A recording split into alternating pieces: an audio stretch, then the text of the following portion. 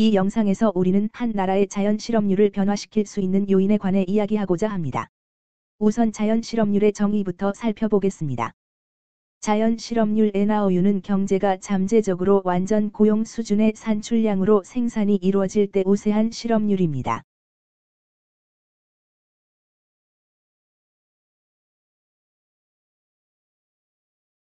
자연 실업률의 구성원은 구조적 실업,과 마찰적 실업 상태에 있는 사람들입니다. 한 가지 확인할 수 있는 건 나라마다 서로 다른 자연 실업률을 경험하게 된다는 겁니다. 이해를 돕기 위해 현실 세계의 나라의 사례를 몇 가지 살펴보겠습니다. 여기 우리는 경제협력개발기구가 출처인 자료가 있습니다. 1990년부터 2010년까지 20년 동안 3개국이 경험한 실업률을 확인할 수 있습니다. 일본이 여기 있는 다른 두 나라에 비해 장기적으로 가장 낮은 실업률을 경험했다는 점에 유의하세요. 불과 2년 동안만 미국의 실업률이 일본의 실업률보다 낮은 적이 있습니다. 미국은 지난 20년간 평균 5.6%의 실업률을 기록했습니다. 반면에 스페인은 평균 실업률이 14%에서 최고 21%까지 상승했고 낮게는 8.2%까지 하락했습니다. 이들 국가가 장기적으로 경험한 실업률 수준을 자연 실업으로 간주할 수 있습니다. 스페인의 자연 실업률은 10%에서 20% 사이여야 합니다. 대략 15%일 수도 있는데, 왜냐하면 스페인이 장기적으로 경험한 평균치에 해당하기 때문입니다. 물론 스페인이 경기 후퇴를 경험하는 시기로는 1990년대 중반과 2000년대 후반에 반복되었는데, 당시 스페인의 실업률은 자연 실업률 이상을 넘어 20%대까지 상승했습니다. 물론 스페인의 실업률이 자연 실업률 이하인 15%대에서 한 자리대로 하락한 해도 몇 차례 있었습니다. 그 경우에는 스페인 경기 순환이 확장기일 때입니다. 미국에서도 비슷한 패턴을 확인할 수 있습니다. 경기 후퇴기인 1990년대 초반과 2000년대 초반과 2000년대 후반에도 미국의 실업률은 자연 실업률인 5.6%보다 높은 수준으로 상승했습니다. 일본도 마찬가지이지만 일본은 조금 다른 경험을 했습니다. 1990년대 초 일본의 실업률은 약 2%대였습니다. 일본의 실업률은 90년대 내내 실업률이 꾸준히 상승했습니다. 당시 일본은 10년 이상 성장하지 못하면서 소위 장기 침체, 스태그네이션을 경험하던 때입니다. 실제로 2000년대 아주 조금 성장하면서 2000년 중반쯤에 일본의 실업률이 4%로 다시 하락하는 원인이 되기도 했습니다. 이렇게 서로 다른 3개국의 서로 다른 자연 실업률을 살펴보았습니다. 어떤 나라들이 다른 나라들보다 더 높은 자연 실업률을 경험하는 이유를 설명해 줄 그들 국가만의 특징은 무엇일까요? 한 나라의 자연 실업률이 시간 경과에 따라 변동하는 원인이 무엇일까요? 그 내용은 이어서 논의할 예정입니다. 방금 살펴본 도표에서 관찰한 내용을 요약해 보겠습니다. 스페인의 자연 실업률이 약 15%로 가장 높았음을 알 수 있습니다. 미국은 어중간하게 자연 실업률이 5%에서 6%대였고, 일본의 자연 실업률이 지난 20년에 걸쳐 가장 낮았습니다. 일본 경제가 완전 고용 수준으로 생산할 때 경험하는 평균적인 장기 실업률은 3%에서 4%대입니다. 그렇다면 장기적으로 그 나라의 자연 실업률의 변화를 야기할 수 있는 요인은 무엇일까요? 우선 우리는 자연 실업률이 단기적으로 달라질 수 있는 성질의 그런 것이 아님을 지적할 필요가 있습니다. 반면에 정해진 기간에 따른 실제 실업률은 경기 순환의 변화에 따라 변동할 수 있습니다. 그 나라의 생산이 완전 고용 수준으로 회복할 때의 자연 실업률은 단기적으로 변하는 성질의 그런 것이 아닙니다. 따라서 시간의 경과에 따라 자연 실업률 변화를 야기할 만한 것들이 몇 가지 있습니다. 첫 번째로, 우리는 노동 인구의 성격 변화에 대해 논의하고자 합니다. 예를 들어 자연 실업률에는 구조적 실업자와 마찰적 실업자가 포함된다는 걸 우리는 압니다. 마찰적 실업 수준의 변동을 가져올 만한 뭔가가 있다면 노동 인구에 더 많은 젊은이들이 포함되는 경우가 그렇습니다. 더 많은 젊은이가 노동 인구에 합류한다면 마찰적 실업 수준이 증가할 것입니다. 왜냐하면 젊은이들은 사회 경력을 쌓은 사람들과는 달리 여러 직장을 옮겨 다니는 경향이 있기 때문입니다.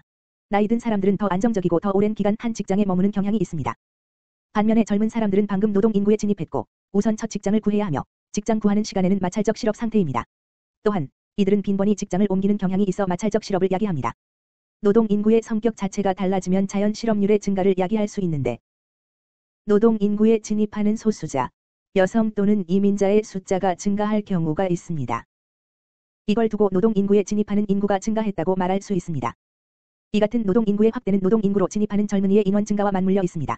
역사적으로 노동력에 참여하지 않았던 집단이 노동력에 진입하기 시작하고 더 많은 인원이 노동 인구에 진입한다면 우리는 역시 마찰적 실업의 수준이나 정도가 증가하는 것을 보게 될 겁니다.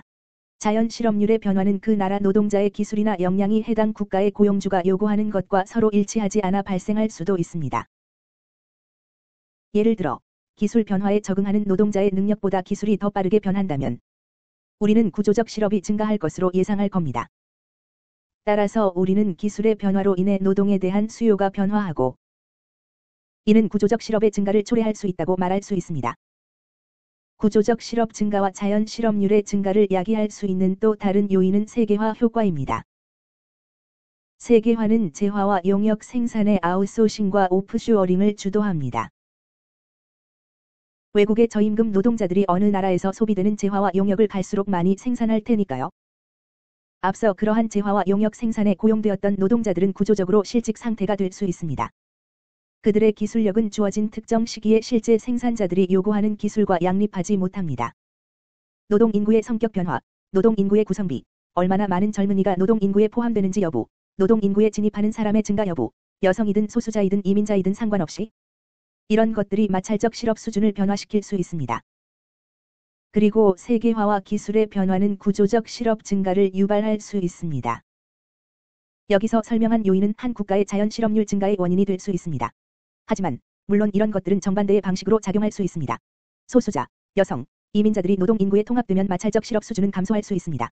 그리고 노동자들이 기술력이 개선되고 그 나라 기술 수준에 적응하고 세계 경제에서 경쟁력을 갖추게 되면 구조적 실업률이 낮아질 수 있습니다. 자연 실업률은 설명한 바대로 노동 인구의 성격 변화에 따라 증가하거나 감소할 수 있습니다. 그러나 공공정책이나 정부 정책과 관련된 몇 가지 사항들이 자연 실업률 수준에도 영향을 미칠 수 있습니다. 그중 하나가 이전 지출의 확대입니다. 예를 들어 실업수당이 매우 후한 상태에서 실직 노동자가 되고 그들한테 후한 실업수당이 제공된다면 마찰적 실업 상태를 더 오래 유지할 겁니다. 다시 말해 그들은 서둘러서 저임금을 수용하려 들지 않을 겁니다. 따라서 마찰적 실업 수준은 더 오랜 기간 높게 유지될 수 있습니다. 또 다른 고려사항은 최저임금과 같은 요소입니다. 최저임금이 후한 나라의 노동자들은 실직하게 되면 오랫동안 마찰적 실업 상태를 유지할 공산이 큽니다. 왜냐하면 고용주들이 재화에 대한 수요 감소 이후에 노동자에게 제공하는 임금을 단순히 삭감할 수도, 재고용할 수도 없기 때문입니다. 따라서 마찰적 실업과 구조적 실업은 정부의 노동시장 개입 수준에 영향을 받을 수 있습니다. 최저임금과 실업급여 등 후한 이전 지출은 실제로 노동시장이 노동 수요 변동에 적응하는 능력을 저해할 수 있습니다. 이번 영상에서는 한 나라의 자연 실업률 수준에 영향을 미칠 수 있는 요인을 소개했습니다.